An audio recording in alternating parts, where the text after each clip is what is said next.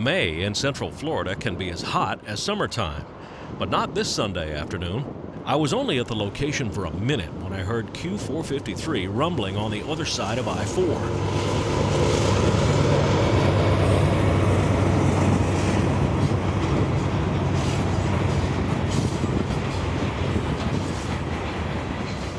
Traffic noise below drowns out the train's approach until he's right at the overpass.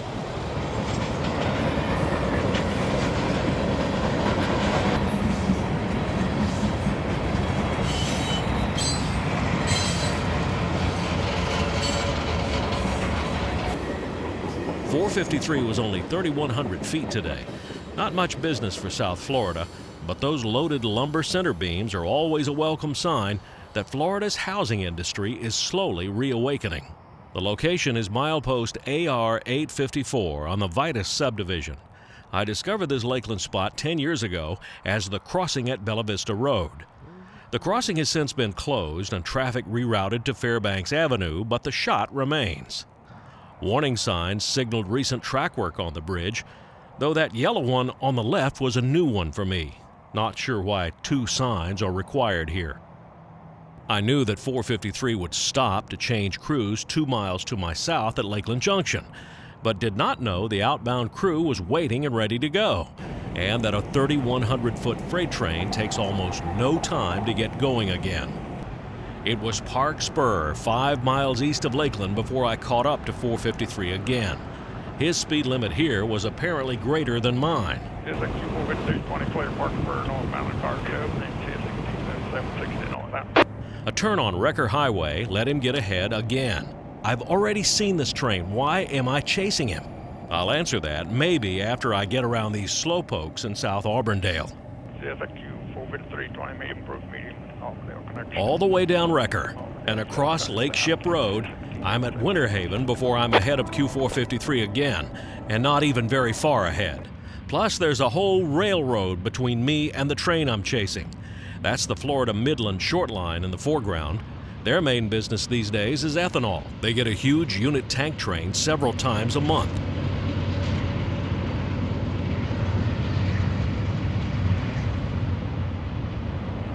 Fabulous.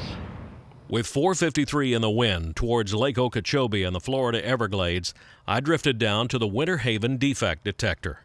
I love artifacts of the old railroads, and this is a great one. Seaboard Airline built these concrete block bungalows roughly every 20 miles along their main line to house their innovative talking defect detectors.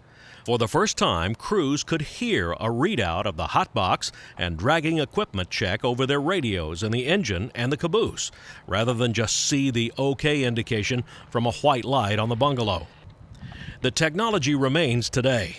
The electronics are improved, but the radio announcement is much the same. CSX Equipment Defect Detector, milepost 829.3. No defects. Total axle 208. Length of train 3219. End of transmission. Most of these old houses have been replaced by the prefab sheet metal bungalows. This one's days may be numbered too. CSX's Winter Haven Intermodal Logistics Center is going to be built right here. That will no doubt mean new track layouts and a new defect detector. The Auburndale and Miami subs were built circa 1925 as the Seaboard All-Florida Railroad. SAL President S. Davies Warfield's gamble that he could compete with FEC for Miami business. He was right. SAL made a fortune hauling Miami people and parcels over this line.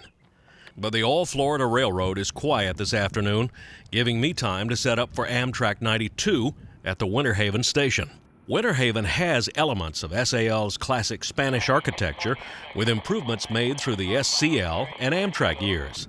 It's only a guess, but that blue band around the bottom was likely picked to coincide with the orange barrel tile roof.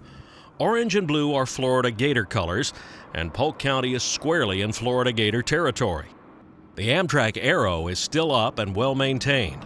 Rumors are floating that Amtrak is considering returning to this brand. The sign on the trackside welcomes passengers to the home of Cypress Gardens, even though that theme park is now Legoland, Florida. An SAL baggage float still waits at the platform, though I think this one is for display only. 9220 Amtrak engine 199 northbound, clear. North end Winter Haven, arriving Winter Haven Amtrak, over. Clear, north end of Winter Haven, 92 out.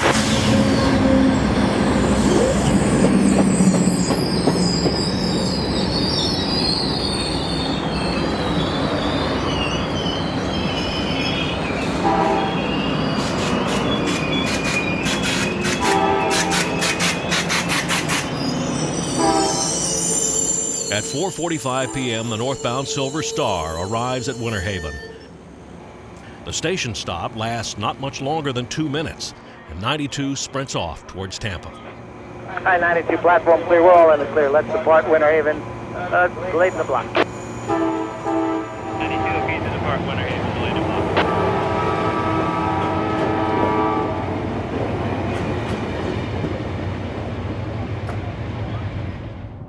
By the time I got back into Lakeland, Q613 was in the picture, and so was another train.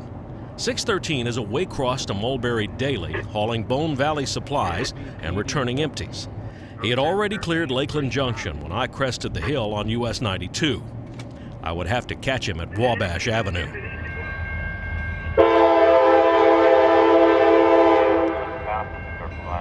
Q613 not only had Bone Valley traffic, he had Bone Valley power, all EMD but no two alike, an SD70M, an SD40-2, another SD40-2, an SD50-2, and a GP39-2. G1 number 92049.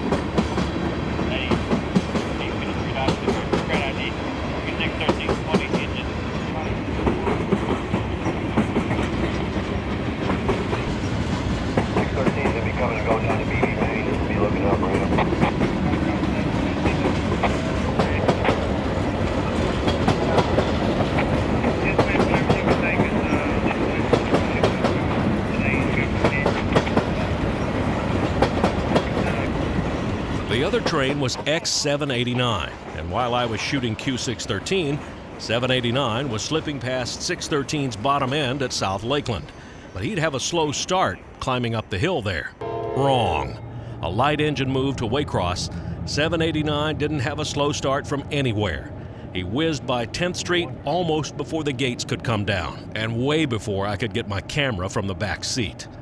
Now that was enough for me. No chase was going to catch X789 today. So, in Lakeland, Florida, on the Vitis Sub, this is Danny Harmon, out.